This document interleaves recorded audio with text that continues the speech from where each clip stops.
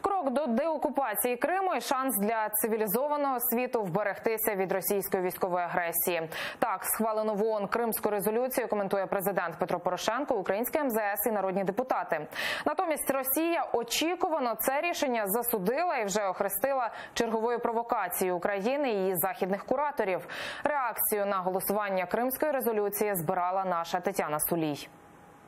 Ще на крок наблизило звільнення українського Криму. Саме так оцінює президент України Петро Порошенко Кримську резолюцію, яку, попри намагання самої Росії і нечисленних її друзів із Близького Сходу і Африки, напередодні підтримала більшість країн-членів Генасамблеї ООН. Світове співтовариство єдине у своїй позиції. Кремль повинен негайно та безумовно звільнити українських моряків і повернути Україні військові кораблі. Нинішня резолюція також наголошує на необхідності подальшої консолідації міжнародних зусиль для відновлення суверенітету та територіальної цілісності, включно з Кримом. Схвалена Генасамблеєю ООН резолюція дає цивілізованому світу шанс на те, що російські бомбардувальники більше не літатимуть у небі Сирії, а снаряди з буків не збиватимуть пасажирські боїнги. Резолюція може стати правовою основою, якщо ситуація в цьому регіоні, я маю на увазі Азовське море і навколо Криму, буде загострюватися. Ця резолюція дозволяє міжнародній спільноті зорганізувати такий колективний відсіч російській подальшій агресії.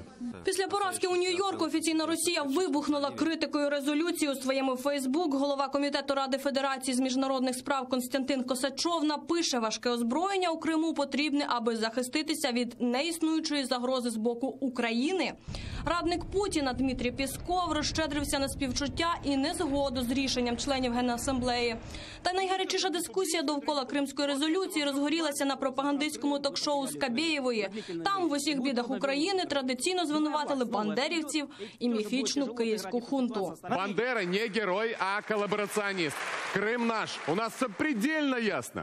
А це у вас тут так от юліте. Натомість під куполом українського парламенту схвалену резолюцію називають перемогою. Кажуть, це ще один доказ того, що світ ніколи не повірить у нібито добровільне приєднання Криму до Росії та історію про те, що російських військ нема на українському сході. Є незмінність позиції, оскільки Росія постійно намагається розхитати, то привести представників так званих ДНР, ЛНР на засідання, чи інших, тобто якихось представників фейкових там організацій, і в такий спосіб показати, що нас там нема. А це черговий, коли чітко Росії вказують і засуджують такі агресивні дії, які, зокрема, відбулися на Азовському морі. Дуже потужний, скажімо так, аргумент для тих країн, які готові запроваджувати санкції. Є санкції саме за те, що відбувається в Азові, відповідно за мілітаризацію акваторії Азовського Чорного морів, а також незаконну мілітаризацію Криму. Росія вже не просто окупант, а країна-агресор. Таке визначення дій Кремля на найвищому міжнародному рівні прозвучало вперше саме в ухваленій напередодні резолюції. І це свідчить лише про одне: у світі вже не лишилося жодних ілюзій щодо Росії. Тетяна Сулій, Заман, АТР.